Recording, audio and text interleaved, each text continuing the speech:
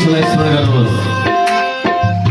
यतिखेर नन्द बाबुको महलमा वरिपरि गोपीहरू बसेर कृष्णप्रतिको भाव र प्रेम अर्पण गरिरहेका छन् कृष्णलाई।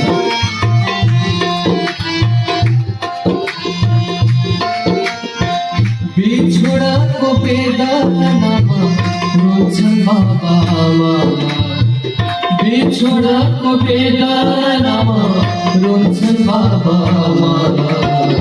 सानो सानो कृष्ण देख्ने पापी कंस मामा, सानो सानो कृष्ण देख्ने पापी कंस मामा।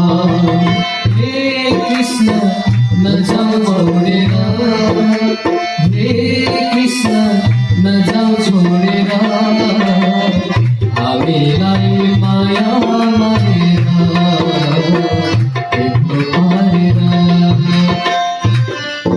सबैले प्रेम भावसँग गोपीहरूको प्रेम पराकाष्ठा कृष्णसँग कसरी एकत्रित थियो भन्ने भाव बुझ्दै बुझ्दै जानुहोस्।